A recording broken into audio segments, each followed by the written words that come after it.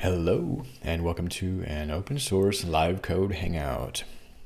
Today, we will be working on the Western Friend website.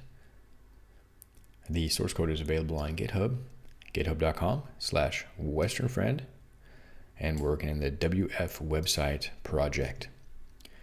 This is a prototype website. It's in a pretty advanced state. We're actually entering into beta testing now, where we're working in a sandbox environment as well as staging for deployment. This is a replacement for a website that was built with Drupal over the course of about over 5 years and has been under continuous improvement with incremental changes. Meanwhile, we've worked for the last several years to port everything over to the Wagtail CMS, which is built on top of Django and using the Python language. Overall, it's been a really great learning experience and developer experience, and I believe Wagtail CMS is providing a content management experience that surpasses Drupal, surpasses our expectations, and is familiar for people who have used WordPress, for example. It's, I think, taking a lot of inspiration from WordPress editing experience, including the recent Gutenberg developments. So that said, let's take a look at the code and the particular task I'm working on today. Like I said, this is a project we've been working on for quite a while, so in a way these tasks are very specific and granular. I'm not implementing broad scoped features anymore in this project. A lot of those are fairly well established, with an ongoing review process to make sure we're not missing big features or have big bugs or unexpected behaviors. This is so that we can import our Drupal content into Wagtail. Essentially, Drupal lets you define any arbitrary content structure with fields and data types, meaning that you need to basically write custom importers to move it into another content management system in general. Whereas a solution like WordPress, having a fairly standardized blog-oriented content model with pages and posts essentially, that's a lot more predictable, and there are ready-made solutions to import WordPress content into Wagtail CMS, for example, or other CMSs. But again, the Drupal angle has given us great flexibility and means that we have to bear the burden of migrating our own content, including mapping field types and stuff like that. All that's just done in Python. It's using these Django management commands. And today we're working on a management command that works on a particular type of content called a library item, which is a multimedia item. Could be a PDF, video, audio, or even just text that is found in the broader community, Western Friend community, and is not part of the Western Friend publication itself, but nonetheless the editor wants to feature these on the website. So we have this multimedia library that we've been maintaining for many years, or Mary Klein has been maintaining. And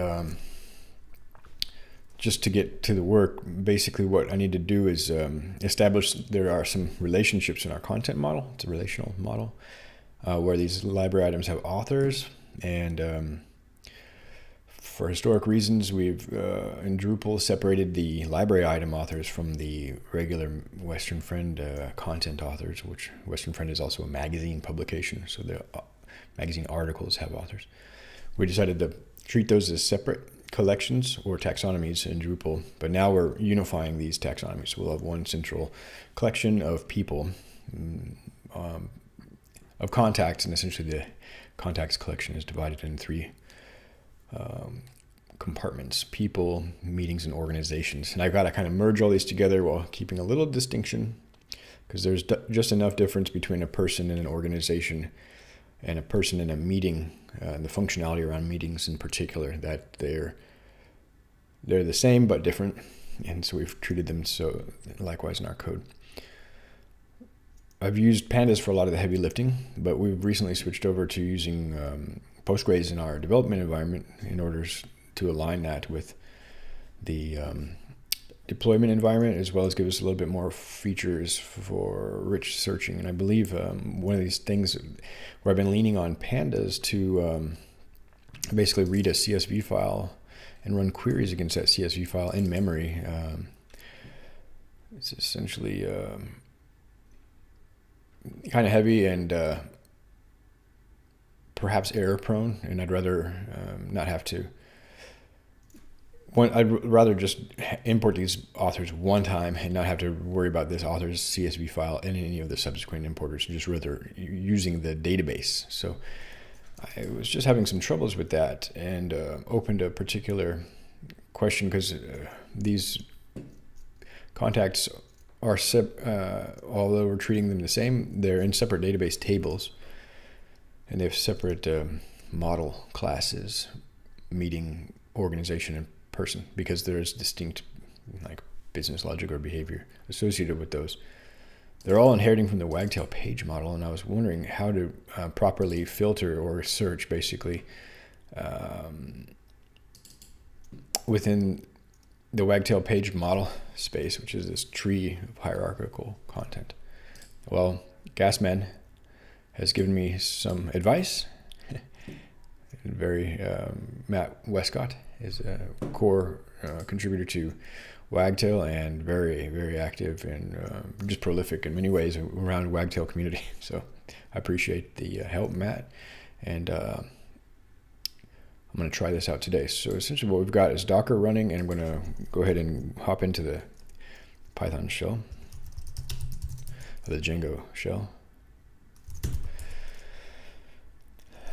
And I'm just going to import the page model and try to do a transitive search across these fields. In the previous pull request, I've added indexes to these fields to allow Wagtail to build an index around the content that can be searched within. So let's see, I just need to import the page model. And I believe its search results look like this.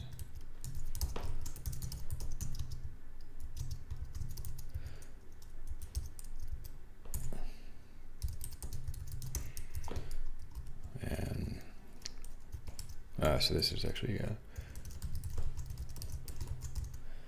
equals, I think I just did 1, 2, 3. I don't remember if it was a string. All right, so let's double check the model. So I've got contact model, and each of these models has a Drupal author ID, darn, which was registered with this search.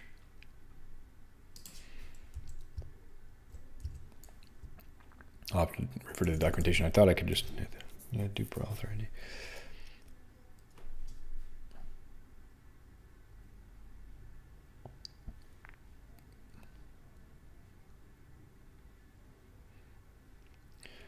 I'll just have to read the docs. I think it's going to have like a query argument or something.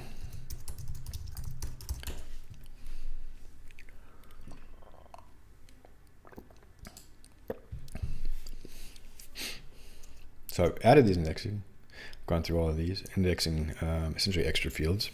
I've updated the index, and now we're going to search. Filter live descendant of searching pages. And I think we're going to do this.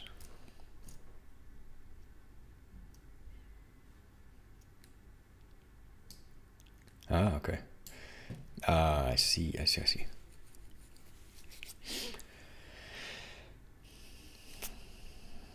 So I can just say all and then search. But that's heavy. I'll narrow it down. Okay.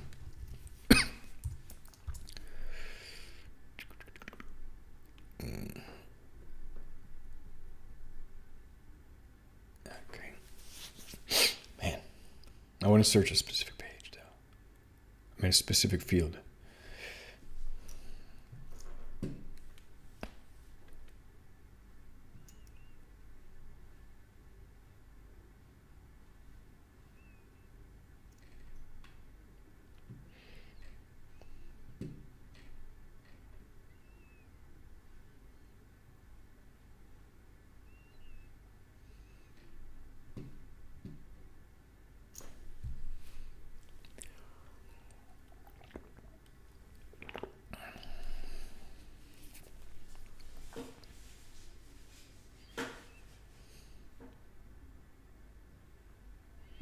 And it's not a facet, it's an ID, it's an identifier field, so there's like,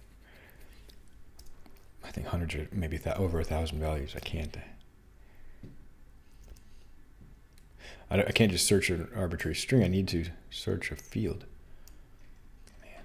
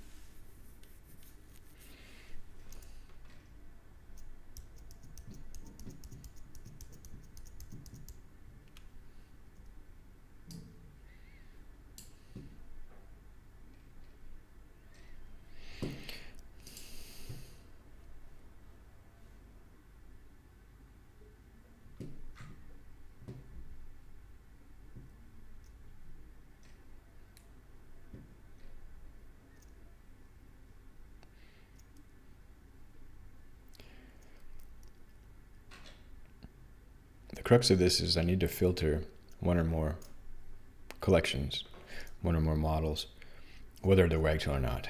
These happen to be Wagtail models, so I thought I'd have something to do some assistance.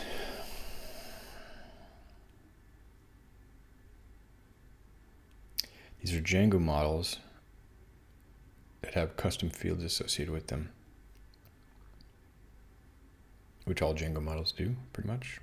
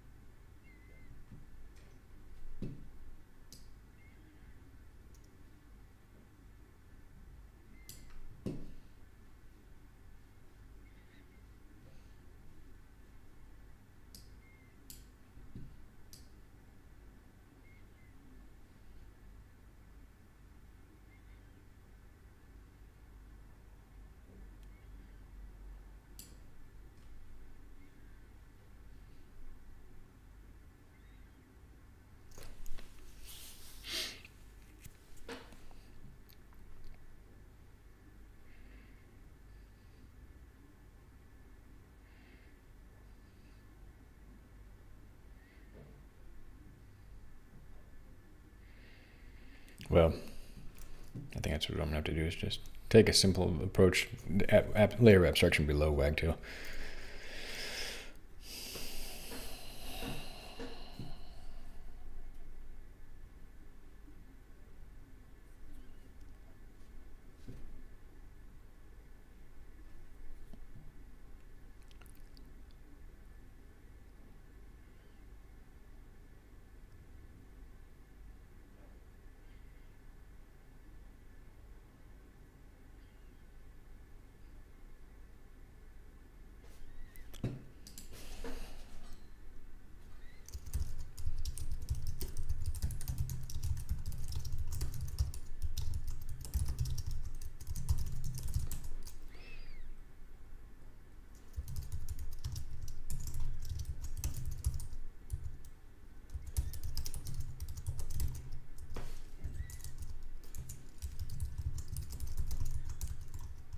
Yeah, I think it was 1, 2, 3.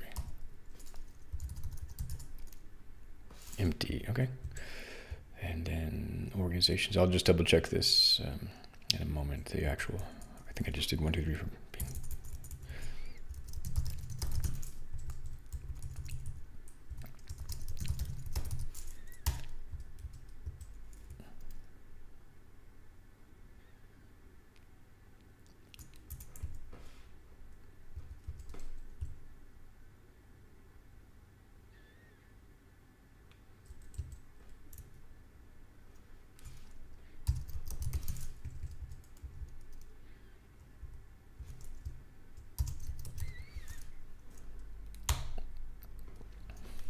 And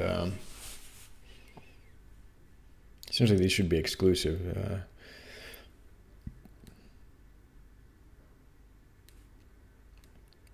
So I can do a check that duplicates found by looking across those, and essentially need to have conditional logic nonetheless to select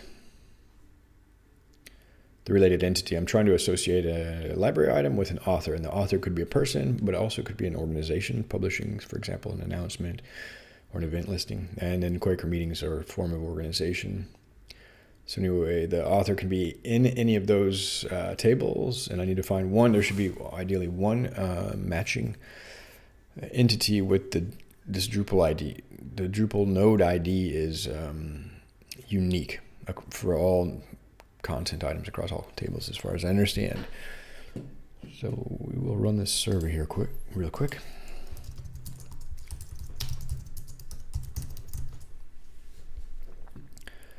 And just hop over here.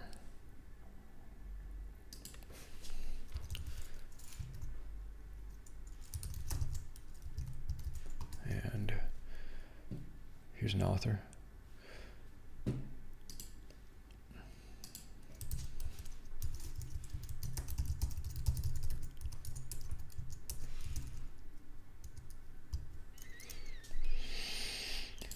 If I go to the Wagtail admin, and in contacts, I should have one person, and this author has a Drupal of just one. Okay, that makes sense.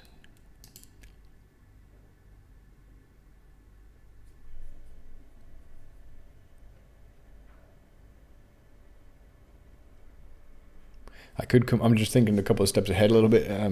So I get these three queries. I can combine them if the length is more than one, greater than one. If the length is 0, then no match was found. There's something going on in the import. These should have all been imported previous to running this library items importer. All of the authors should already be in the system, hence I'm doing the database search at this point. So if there's 0, there's a problem there. 1 is okay. One match across those three tables is perfect. That's what we're expecting. Assuming that the Drupal author ID or the Drupal node ID is what this comes from, is unique across all Drupal contents nodes. I believe it is. And 2 or more, there's a problem. More than 1, there's a problem. Basically, it's a duplicate, and we'll have to recover from there. But I think this is cool, and stepping back a little bit to more simplistic layer of the but powerful layer of Django query system. I don't know if it's simplistic is the right word, but nonetheless, my code's going to have a little bit of branching logic, I think, for those error cases. All right. So, but that's going to mean we don't need the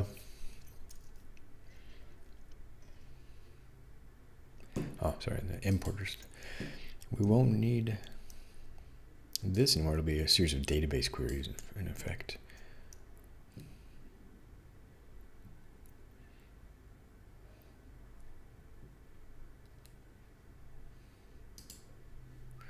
And we're just going to change the implementation here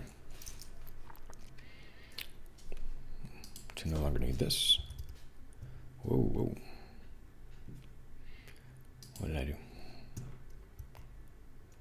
Oh, I see. And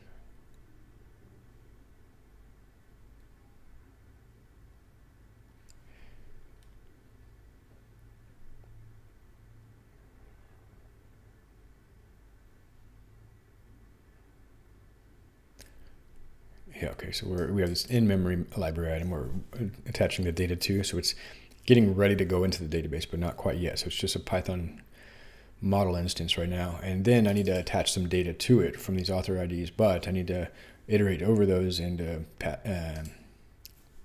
essentially make multiple relationships. All right, so let's go to the definition there, function F12.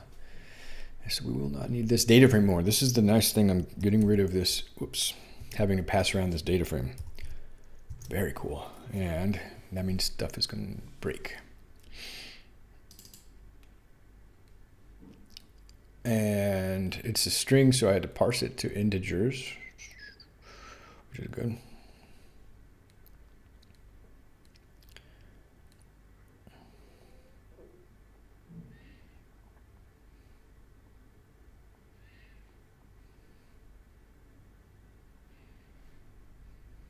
And actually, I'm getting kind of deep into the heart of it.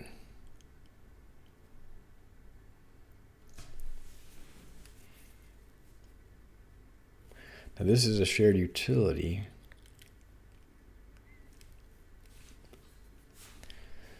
So I think it's making database queries inside. Function F12.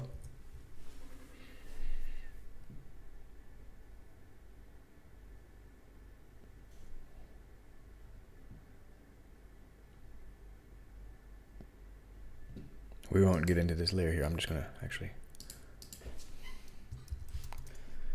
skip this. Oops.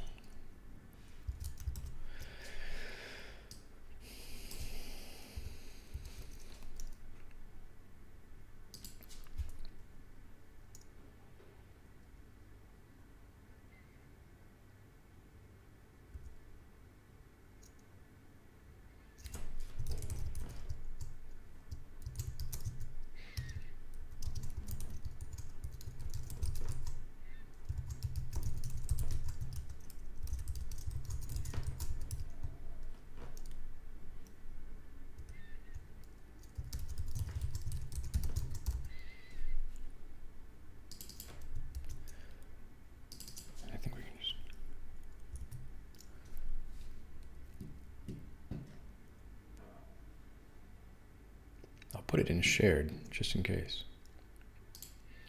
All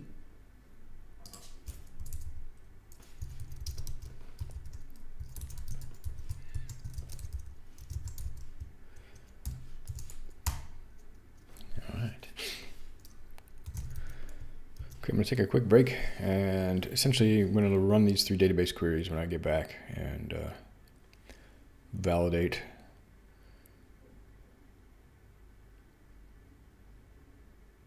I don't know if this will be a shared function in the end, but nonetheless, here it is. Yeah, just validate, throw errors if it's a duplicate's found or none is found. Shouldn't be too much. All right, but I'll be right back.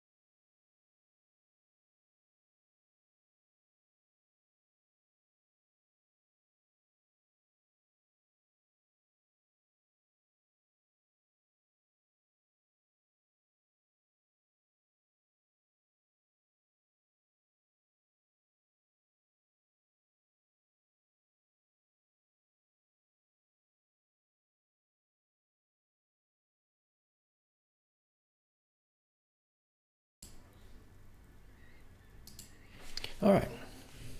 So yeah, this function. And rather than doing this in place, just as a quick aside, I'm kind of the opinion that abstraction is really useful. Encapsulation is very useful. Just saying what it's doing here, but not having to look at all the details saves me a lot of cognitive load when I'm reviewing this code. This function's already kind of long, and it's adding library item authors, so it's kind of doing one thing, but getting them is a separate concern in a way. So I'm abstracting it here, so I don't have to read through a bunch of lines of code. I've heard other opinions to the contrary that just put everything in one function scope as a rule of thumb. Not taken to the extreme, literally everything in one single function, but do it all there so that when you're reviewing it, you see how everything is going. But really, these details don't matter. I just need to see that I'm getting the author. And even here, this can actually be our case.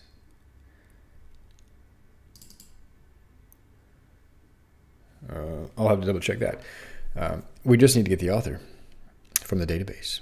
And this looks like it's doing that already. Let's double check function at 12. A little bit different.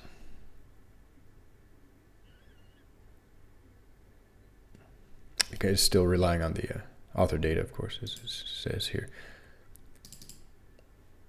So we're going to eliminate this.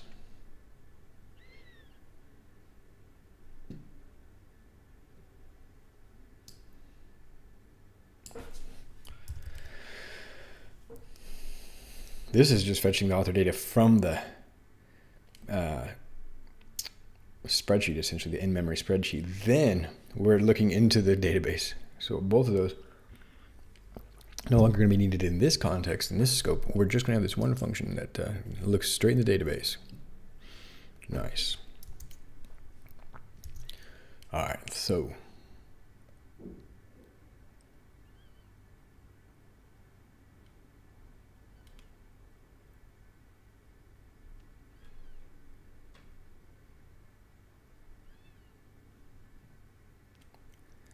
and this can return none, essentially. All right.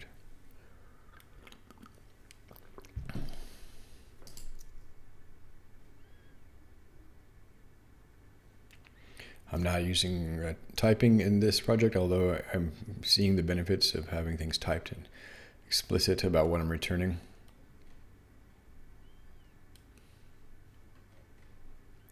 So where's that function I just added? Well, that would be here.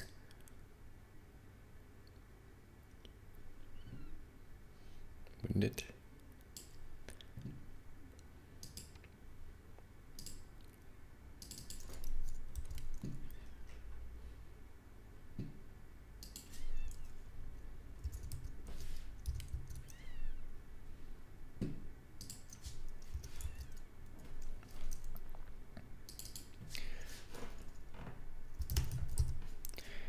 Yeah.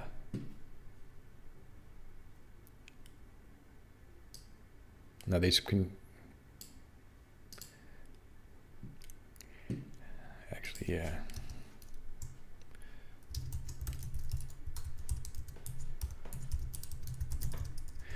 There should be only one.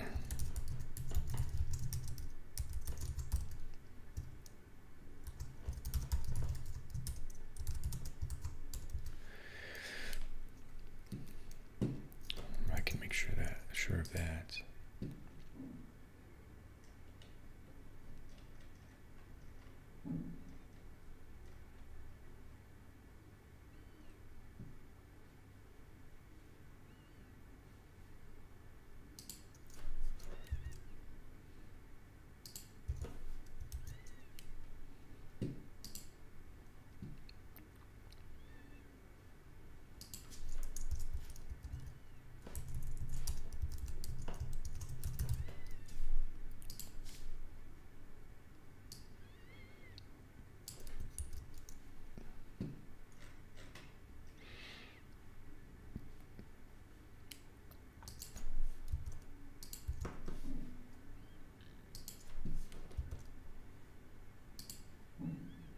Those popovers are so annoying. I know they're supposed to be useful, but actually they obstruct my vision more often than not.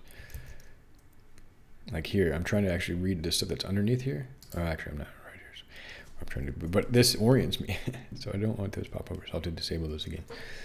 The code up here is orienting me to where I'm trying to find that line.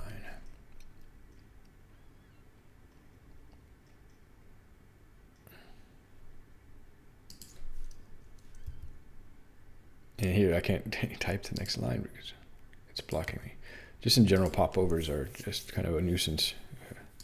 Tooltips are included. See that? Now I want to go up to this line now, but I can't. It literally blocks me from what I'm trying to do.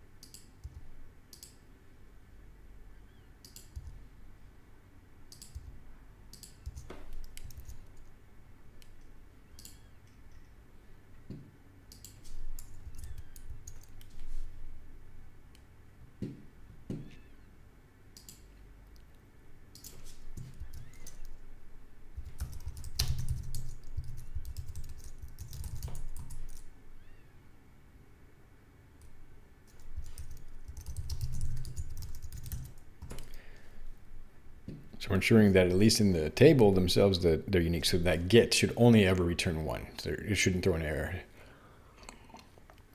I'm not sure. There might be a way to do a cross-table unique constraint with Postgres especially.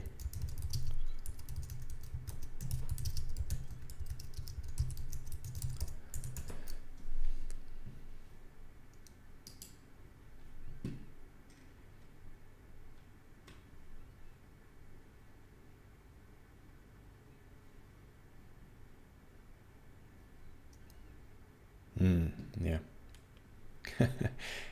And there might be a possibility in Postgres, but this is just ephemeral. This import process should fall away. Once the data are imported and the site's been running for a while, we're eventually going to be able to remove this import code and the dependencies like pandas and stuff like that. Once we feel safe about it. So yeah, I don't want to put too much into cross-table unique constraint, too much effort into that. Let's just look at the unique constraint within one table and use that get, which will only return 1 value, or 0 or 1 value, at the most 1 value.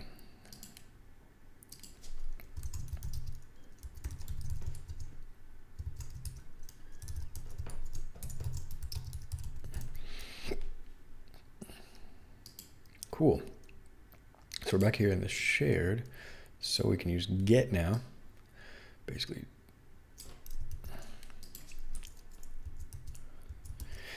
and here I can check for the duplication. So essentially,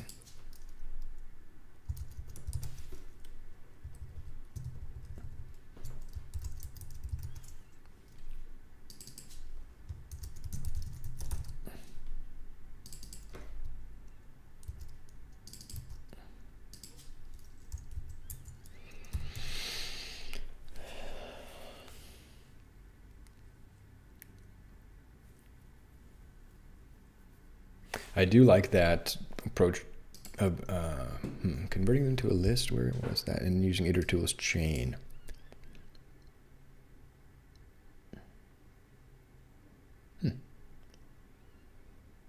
Actually, the list part was optional. All right.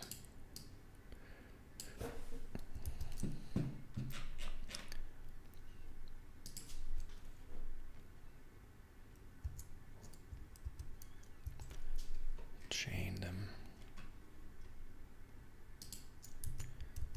Oops.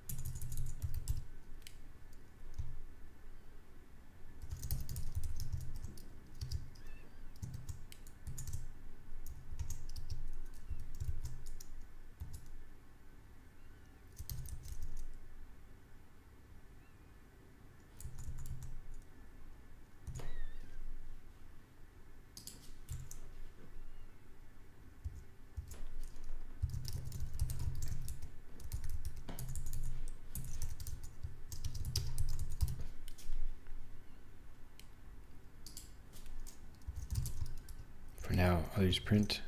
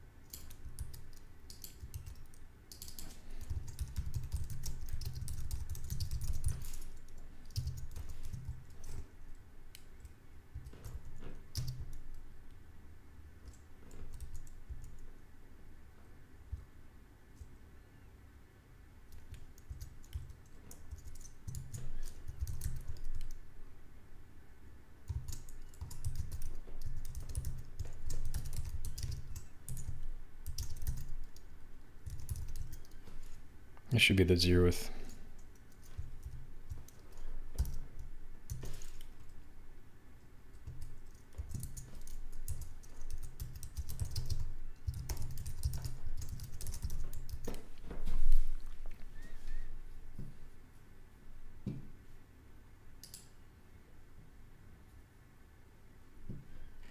So back in our shell, let's try this. The get will throw errors. I remember that now. So it's not as simple as I was thinking.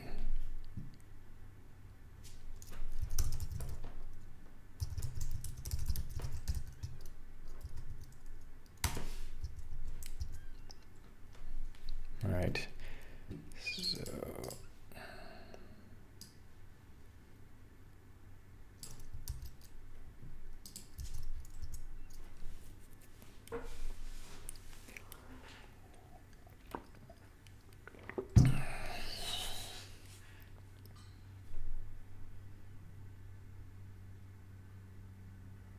and this is not necessarily an error. I mean, in this context,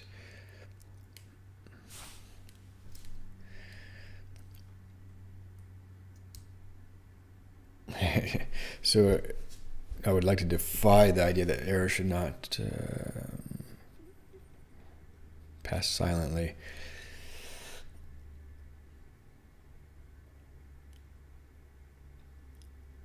The problem is these need to return something.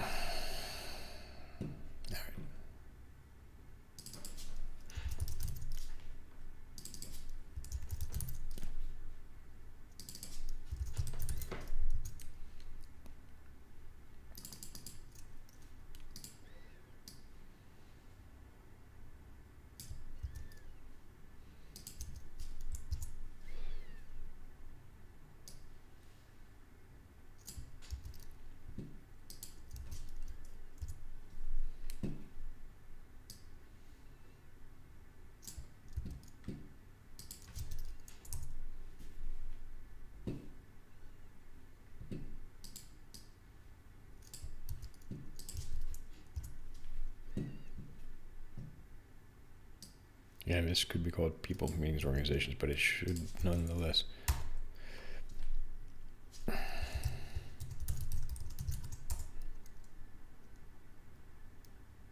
Okay.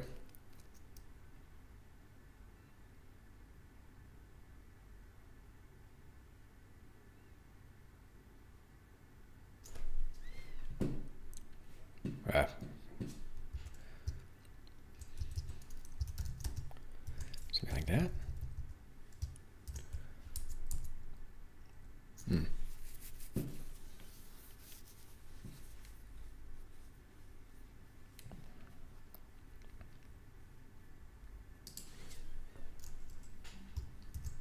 Oh.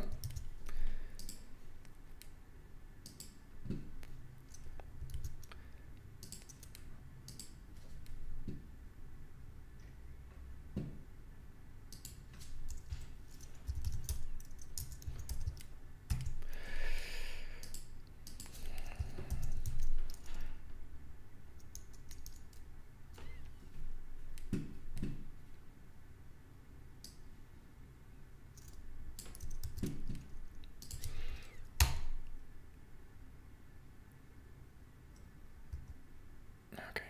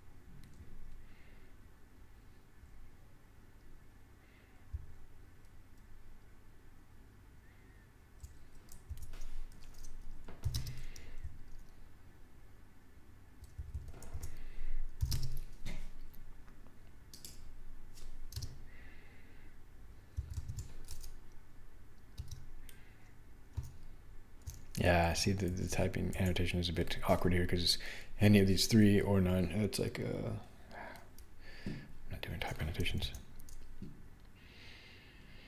All right. I believe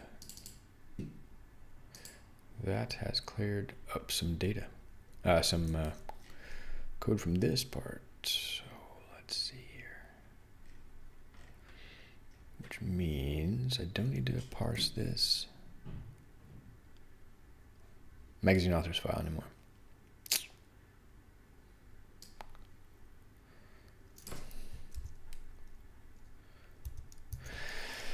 It means I don't need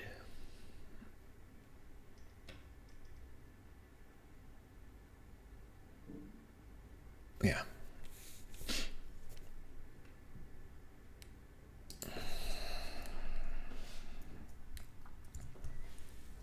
Yeah.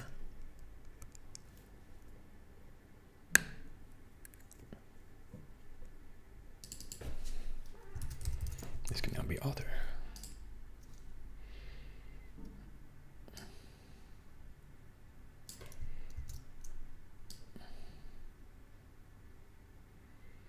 And that will return author or none. So, makes it much shorter.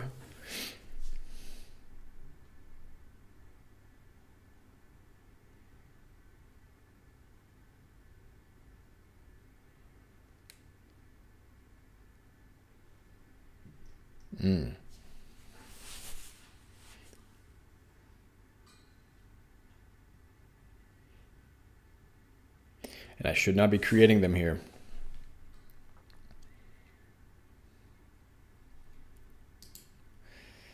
That should have been done in the original import. So all I'm doing is locating one.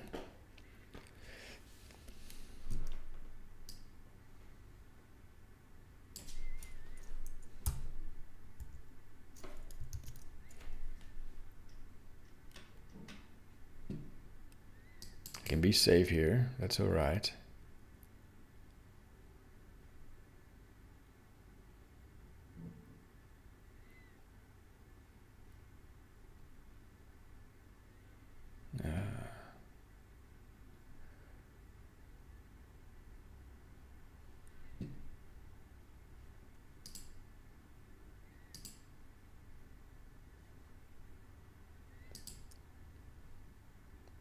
That was pretty cool. So new, let me double check that my thinking here is correct.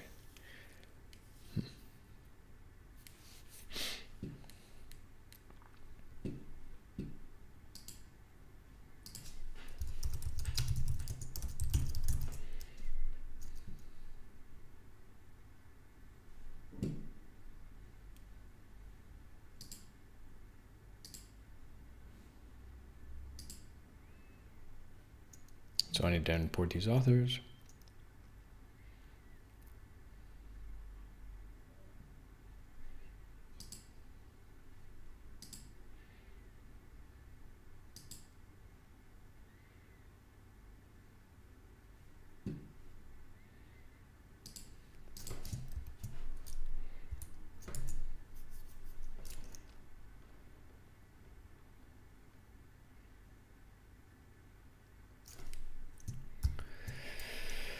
All right.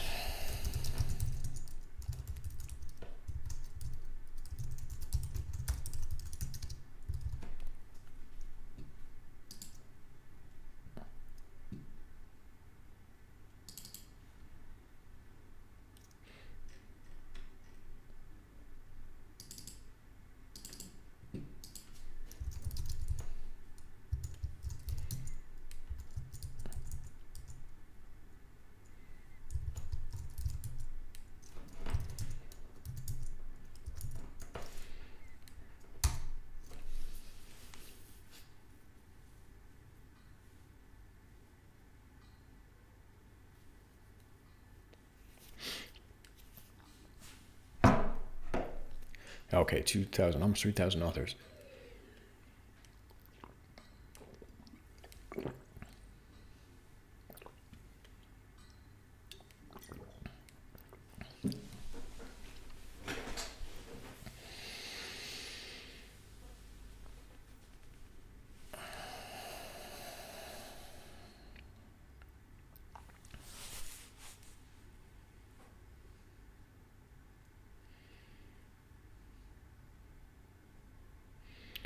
I'll snapshot the database after importing these authors because it takes a while.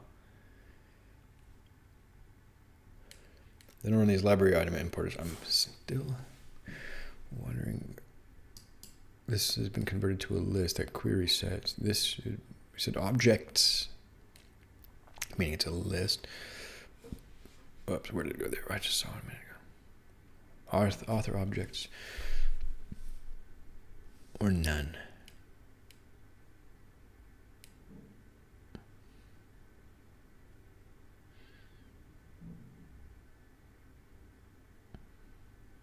Then what it does is makes the relationship. It checks if I've already run this importer, I guess, and then it's not going to create the relationship if it does. And that's just in a join table with 2 foreign keys, one to the library item, one to the author, for many-to-many relationship.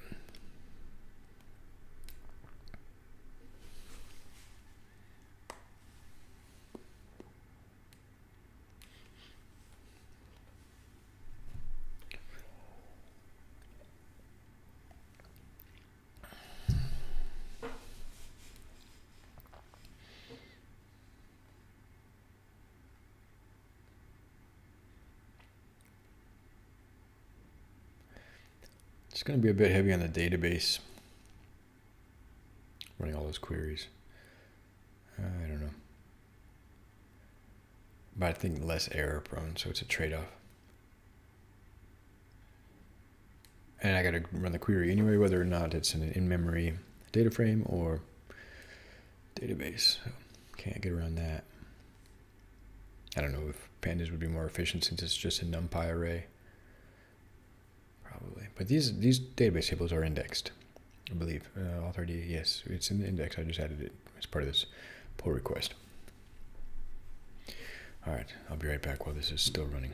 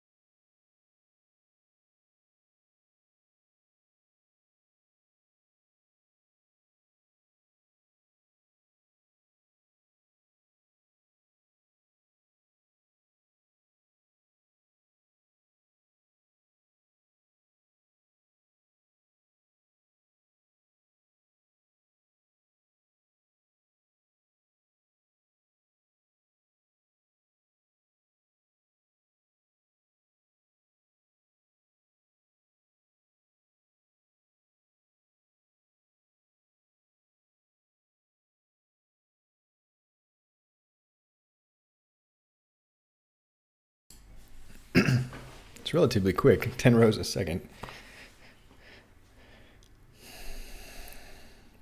You know, that's creating database items and running, I think it's running checks to make sure they're unique, things like that. So, which actually may be made easier now that we've got the unique constraint on the Drupal author ID. Anyway, not working that section. Let's go ahead and now try this importer. Snapshot the database. Oh, shoot. I'm in Postgres now.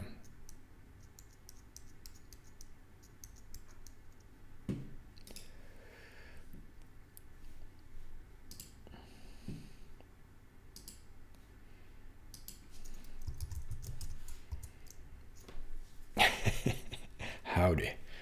Just say howdy to everybody. All right, anybody who's out there.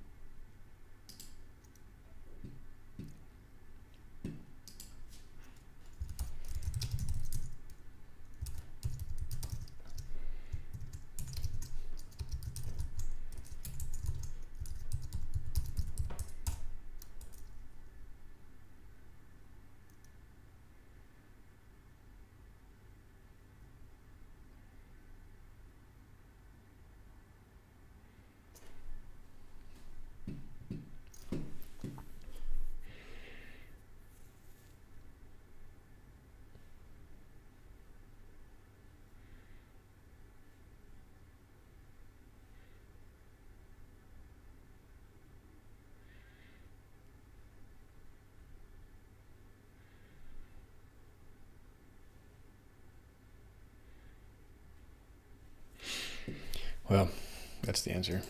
I don't know if it's going to be useful. Nonetheless, all right. Here goes nothing. Let's refresh over here. I think we're still running, right? No. Run server. We should see a lot of authors. Person. Yeah, so most of them, well, most of them are people. Most of the authors are people. But if we go to the dashboard here, we'll see, right, because there's 700 rows in the database, but many of them are duplicates, and I've got this tentative agreement with Mary Klein that we're deduping in the Python. We've flagged the duplicates, but it's a bit tedious to go through the Drupal UI and do things and clean up the data there. And I would rather not write a script to modify the Drupal database. I'd rather go forward. So we kind of got this agreement of forward motion here. So that's why we have fewer pages that were imported, and the authors are all inheriting from Wagtail page, so it just counts them here as pages. Yeah, all right, here goes nothing. So,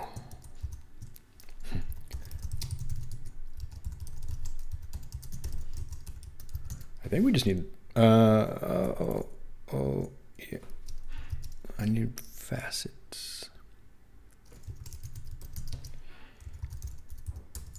Directory.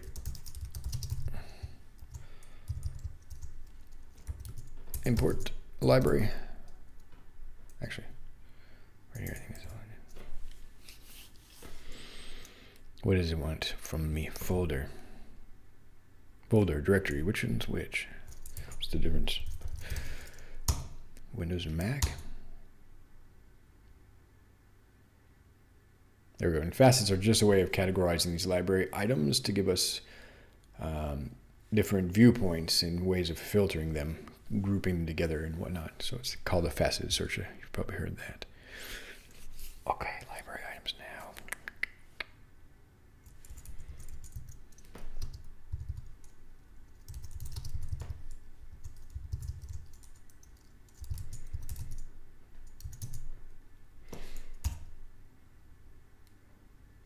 Aha. Now, there is a required argument that we no longer need.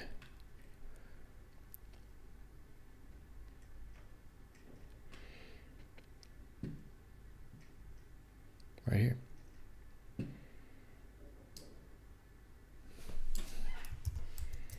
So this will essentially become file.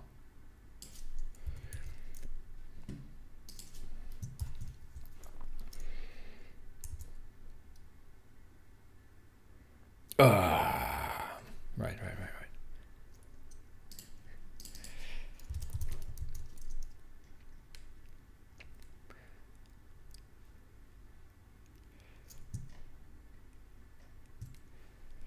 Yes, there we go. Yeah, it's a bit long, but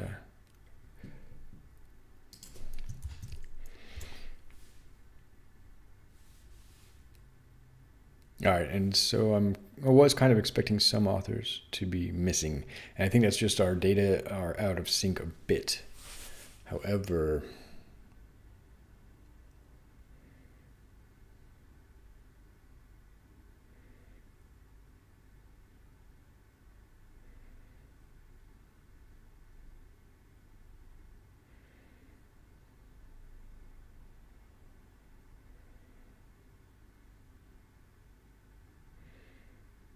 there could be a bug with a particular type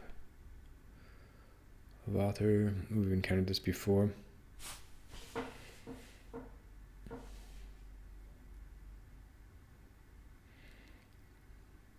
Some of these are a bit old.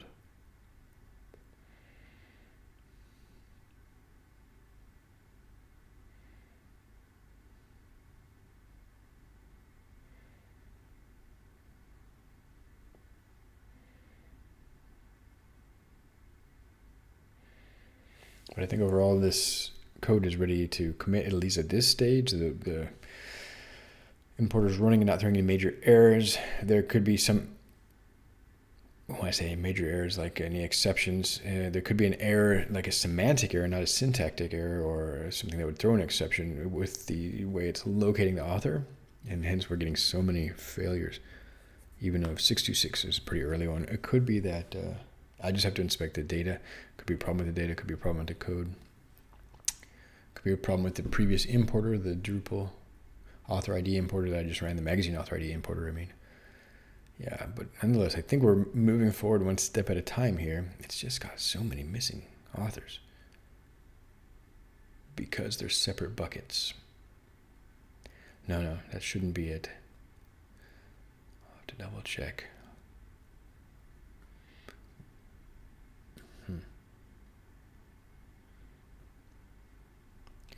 Every library item should have a reference in the Drupal to a magazine author. Now we did clear the data up there. All right.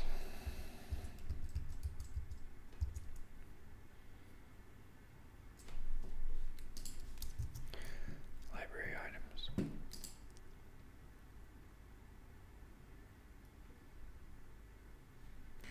So overall, yeah, it's working, and we're skipping the body on all of these, but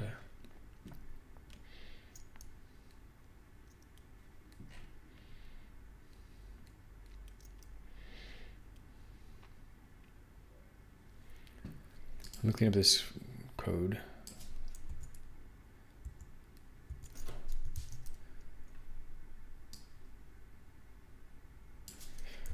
Commit these changes, then I can do a little bit of investigation. I'll probably want to take a break.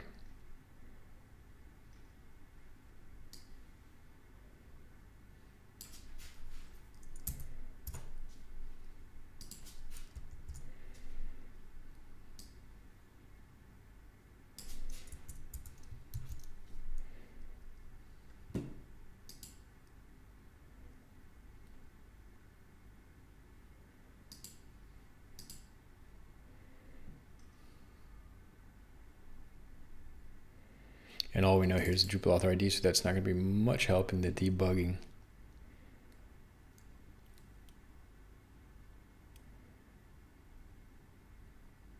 I'm worried that this is the specter of these duplicates, having the duplicates in Drupal and not addressing it at the source is causing a bit of issue here, and I can't deprecate this with it because I was using the cross table lookup in the magazine author importers. There's a column that says duplicate of ID, and it points to the authentic author.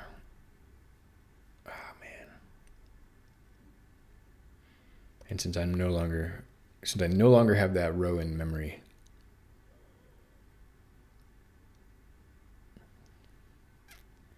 I can't see if the particular author ID is a duplicate of one that we've designated as the primary record.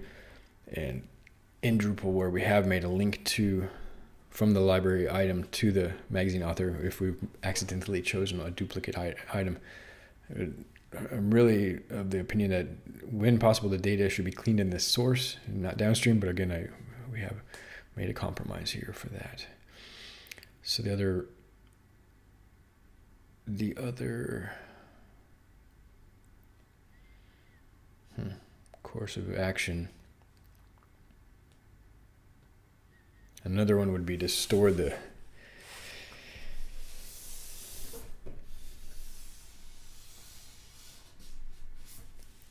create another table, another column. I need to take a break, but put another column in each of the authors tables, magazine author. So the person, organization, and meeting. That's an array, or whatever the data type is, that contains any duplicate IDs pointing to that one. So we don't lose that across the threshold. That's probably what I need to do. And then I can just now we're using Postgres. We have this list type, and I can put in another query here.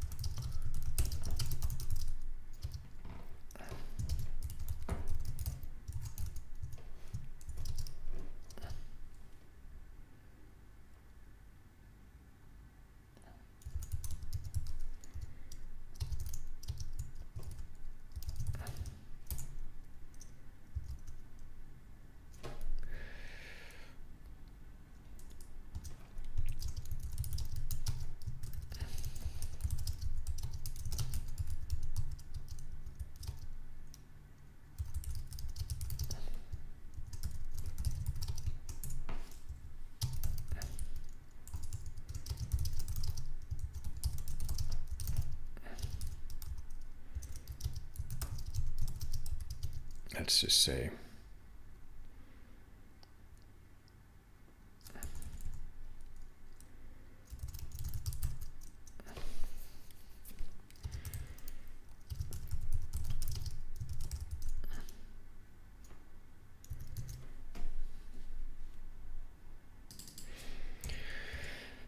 yeah, stuff is a bit mind-boggling. Deep in the heart of Texas. Hey, what's up? GeoCreative, John S. there. Welcome to the live stream. Are you working on any geospatial applications? And I'll just add myself some to-do notes here.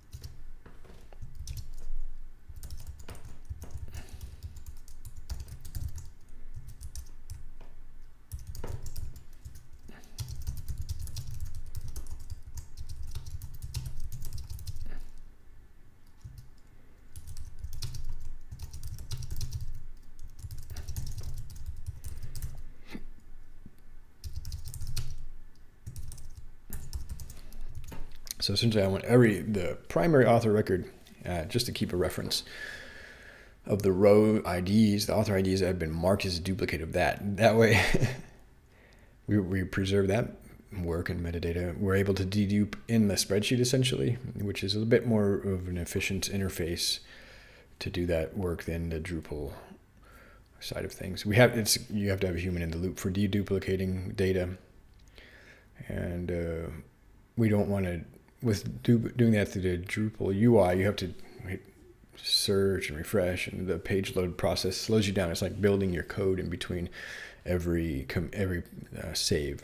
That's just a bit tedious to wait for that build process. This is why we have things like hot reload and things that are caching built code files that haven't changed and things like that, because we know that delay in the loop, it slows you down and causes you to lose focus and lose time. All right, so I'm gonna have to add these here in each of the 3 collections, and then modify the importer. Man.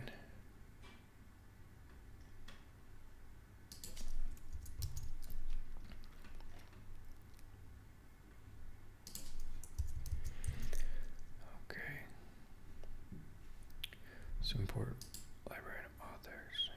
Import magazine authors. Here it is.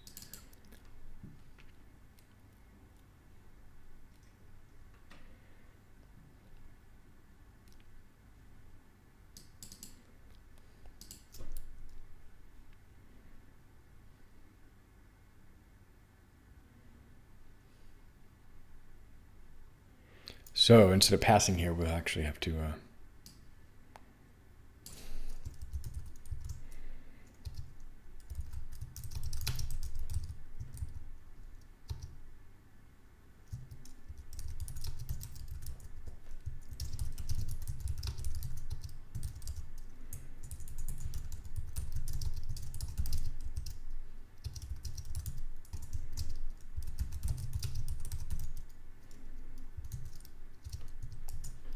something like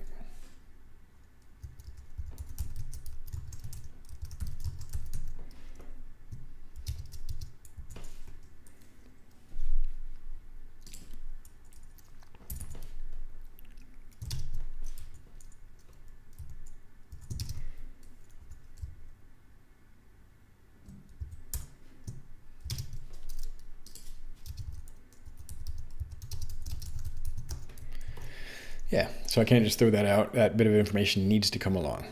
Now we know what I'll be working on soon, but not now. I've pretty much maxed out my attention span right now. So let's make sure we've got everything clean and ready to commit.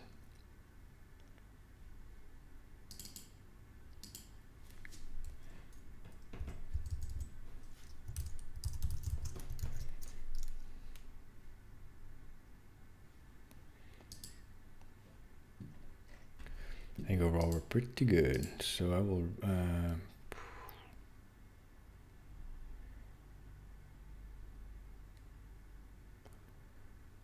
I'll discard this.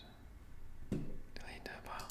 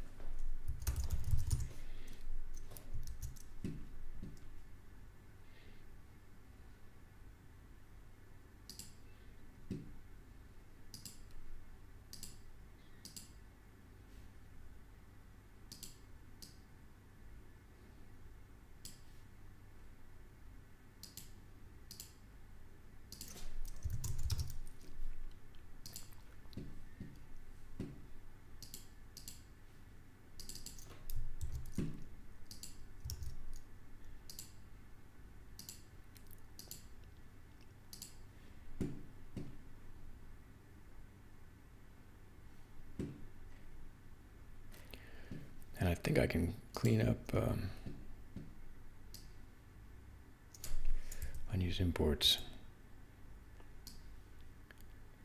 I'd like to get a linter that's automatically going to do that for me. I think black is supposed to do that. I don't know. Pre-commit isort might do that. Oh, wait. I better be careful here for a second. 1 second. Oh, yeah. I think these are to-do lists. I'll just leave those. All right. Yeah, my site is very detailed. Hopefully I'll get the hang of making mine this detailed for blogging. Oh, very cool. Yeah. Well, for a regular blog site, actually, you don't need this level of complexity. This is a whole community website with an online magazine, having the ability to subscribe, make donations, buy books from the bookstore. So it's got e-commerce, subscriber feature. What else do we have? Other faceted search, multimedia. Many of those features are unique to this website, but for the regular blog out of the box, you can just use Wagtail, and you'll be able to create a very similar experience to what you would get from WordPress, including multimedia. If you had Wagtail Media, but you can have rich embeds and just create a simple blog content type.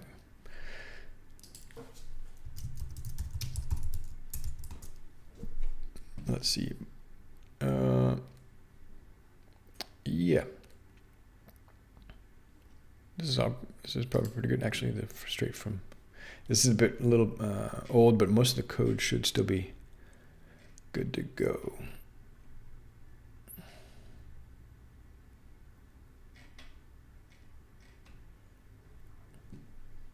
This is adding it to an existing one. Let's see. There was one for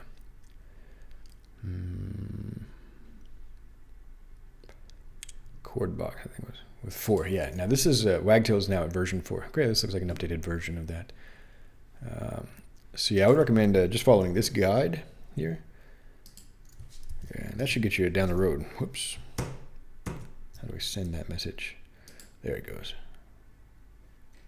Cool beans. Yes, very good. Okay, now we're going to use Tailwind and Stimulus. Okay. Stop using jQuery. Well, that's really unfair. I think jQuery is not so obsolete. We do have that mindset, especially in JavaScript and front-end ecosystem, that anything over a few years old should be obsoleted, and it's a sin to use, or some kind of like mindset, like throw away things, constantly reinvent things. Well, no, that's a bit traumatic, having to rebuild everything every few years. It causes great widespread pain and unnecessary effort, when actually these technologies are still viable. Start with the simple stuff. But anyway, that said, check this blog post out. Like I'm using Bootstrap, and actually I think I did have some jQuery on this site for a little while. It was just fine. Just keep it simple. Yeah, and there's even the source code, so you can kind of just fork this project and build your own blog here with Wagtail, and choose your own philosophy on the dependencies and simplicity and stuff like that. But I've leaned heavily towards simplicity and maturity and stability. That's why I'm banking on Django, which has been around for a while. It's very mature, continues to evolve. Wagtail is becoming increasingly mature, has a great user and developer experience. They're using some cutting edge stuff, so it's keeping up with the times.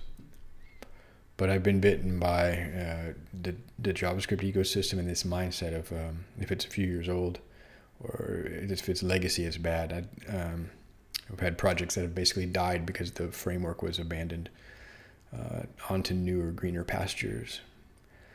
And it's a framework that's just a few years old. It's like really a shame. So much work goes into those things and it just gets thrown away. All right, cool.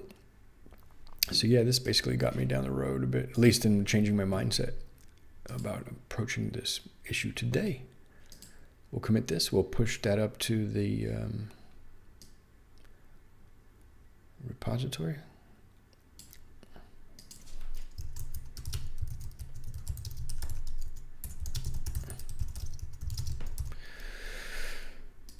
Okay. And if you want to check out this code, we're working over here in pull requests 520. You can see what's going on here. I'm probably going to still have to make some changes to this pull request. What did we do today?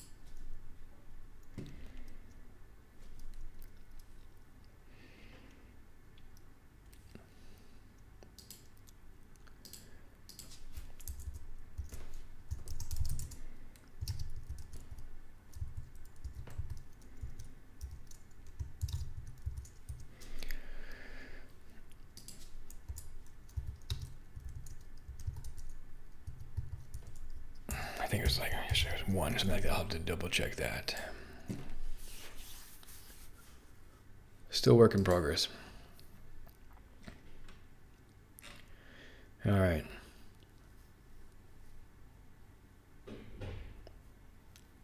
Yeah, so I had actually anticipated this. Yeah.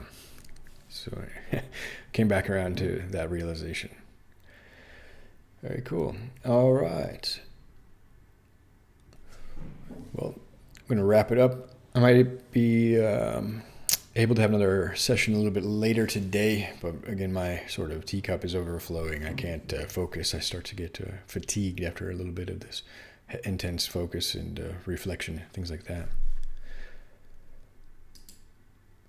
So this has been another open source live code hangout. We've been working on the Western Friend website, issue number 503, refactoring our import process to leverage the database instead of using pandas in-memory data frames to look up duplicate records. It's quite deep in the heart of the project, and hopefully most Wagtail and Django projects don't need to get to this level of sort of complexity, but it illustrates, some of the considerations involved when migrating data across content management systems. It's not always straightforward, and data as the data grows, it gets more messy and inconsistent. You have to deduplicate things, and you have to figure out the most optimal solution for duping. If it's there's a lot of trade-offs if you do it through a user interface. There's delays that are introduced, especially a web UI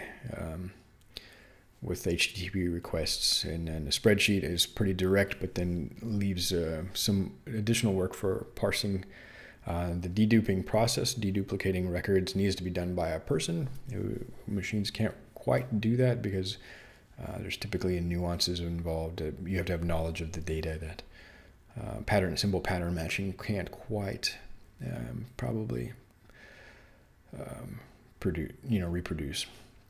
So thanks, John Esther, for hopping by the live stream, and hope you're going to do well with your blog project. I hope you succeed there. And if you're interested in trying out the Wagtail CMS, I hope those articles are useful. Let me know how your project's going, and if you have an open source, you can share that GitHub repository. I'll swing by and check it out. This has been another live code session. Thanks for your time, and have a great day.